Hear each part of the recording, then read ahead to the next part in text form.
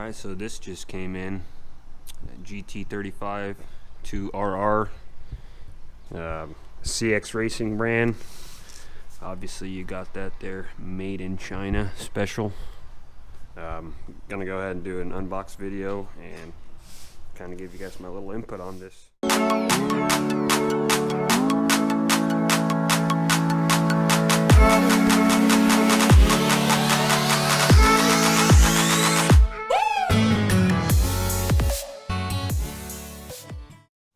This turbo cost me $497 or something when all said and done with taxes and shipping. So let's see what they sent me for 500 bucks.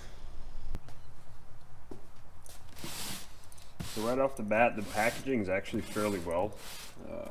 I know some guys complained that their eBay turbos came in kind of in a loose box. This one seems pretty stout and solid. Couple loose items in there, but that's probably just the hardware in the bags.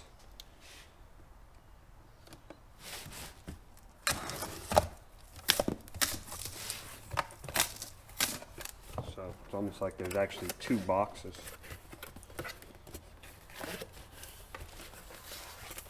But we've got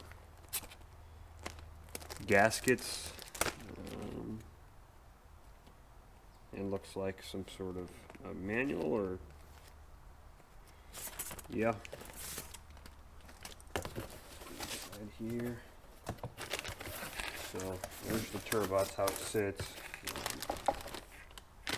Yeah, actually not packaged too bad. Our water banjo fittings, no, not banjo fittings, but all our water fittings. Like we got an oil drain right there, and here's the turbo. See what inside it is. There is styrofoam up all around it, so it was actually a little snug in there. That's good. It's in a bag, and then we got the V-band adapter for the exhaust.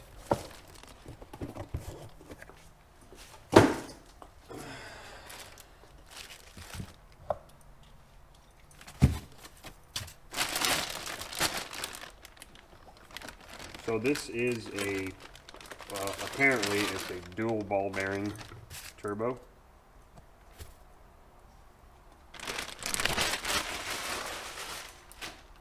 How true that is, but 500 bucks, not terribly expensive. So there's, oh, let me grab the camera. So this is what you're getting for 500 bucks.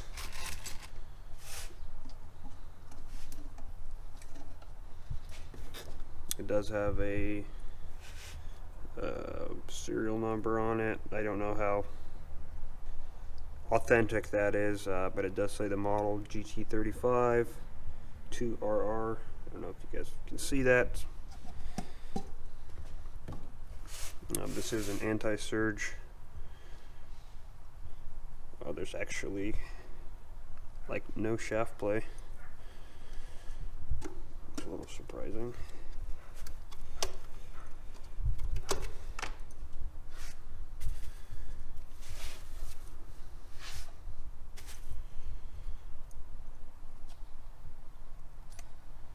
I don't think that quite spins like a true ball bearing turbo.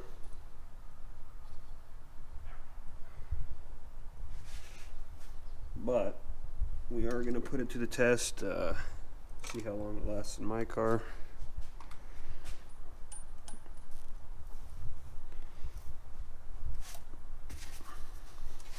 But we'll see. Got the oil feed. Ooh, and I'm actually a little curious as did they, since this is a ball bearing turbo, I imagine they sent me a restrictor, an oil feed restrictor, and it looks like they did. So sounds like these guys know that you're supposed to run a restrictor with ball bearing turbos, which is good. This is the CxRacing GT35 2RR turbo. So far, I would say just the packaging and the turbo alone looks okay. You know, the oil drain, not terribly big, but not small either. I do have another one that I already have on my car.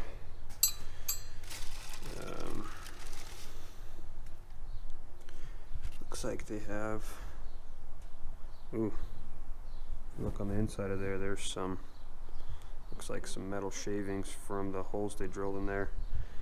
Definitely check all your hardware and get that stuff cleaned out. Don't want none of that going through your engine.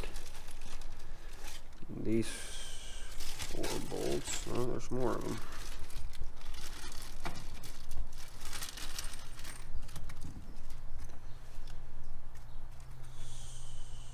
Okay, so looks like these are the copper washers for the water. And we've got our gaskets. Imagine 4 of these are for the exhaust housing. The only downside is you are going to need a washer on the back side of this due to all the vibration, the heat expansion on here. If you don't have like a washer or a lock washer, those things could back out on you. And those two probably go for the oil drain. So real quick, go over some specs. It's supposed to be an 82 millimeter compressor wheel and a 62 millimeter turbine wheel. Let's measure that and see how close it is.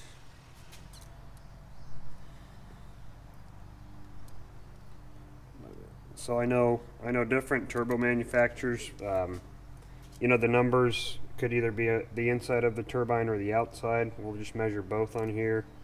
51.17 for the inside, going off the outside.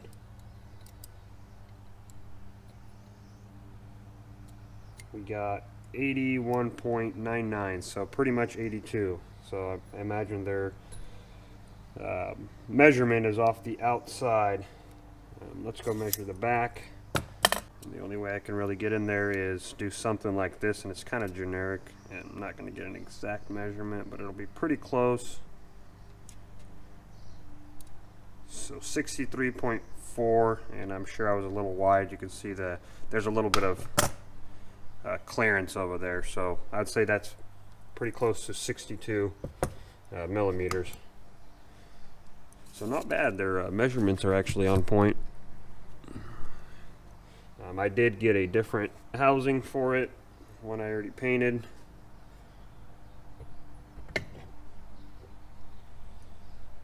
One thing is, I don't know how important it is. I know some turbos will have a gasket around here. This one doesn't. We'll see how it goes without that gasket. I don't think it's gonna be leaking any air. Just make sure it's nice and clean. No foreign debris in there. It spins freely. There's no gashes or nothing on there. It's aluminum, so you could dent it and ding it pretty easily. And the brackets that are holding it, that's them right there, and they're 13 millimeter bolts. So I'm not going to tighten this quite yet. I need to pull my other turbo out and get them clocked correctly. So yeah, all in all, I'd say not too bad of a turbo, but you really don't know until you put it to the test. So I am going to go ahead and slap it into my car and go from there. So go ahead and drop a follow. I'll keep uploading videos, keep you guys posted on how well this turbo does, how well it handles the abuse. For the guys who have followed me, tomorrow we're finally getting my car dyno tuned. Pretty stoked about that. So far all I've gotten is street tunes. Car does pull pretty hard, and yeah, I know you guys keep asking for some pull videos, and I've most definitely kind of not done that, so I do apologize. I've been pretty busy. We just had a kid 2 months ago, and dealing with the whole company and whatnot. I just got to get my shit together, and I'll get you guys some videos of the pole. I'll try to record as much as I can of that dyno. So yeah, we'll see. I'll upload this video tonight, and then tomorrow I'll start working on that one. I'll get you guys a video putting the turbo on. I'll show you guys my old journal bearing turbo, and that thing looks pretty disgusting. It's my fault. I didn't run the water cooling adapters on it, just running straight oil through it, so I kind of fried the seals on there. But we'll get it rebuilt, and if I don't like this ball bearing turbo, we might switch back to that one. They are the exact same size, so we'll see. All right, guys, peace.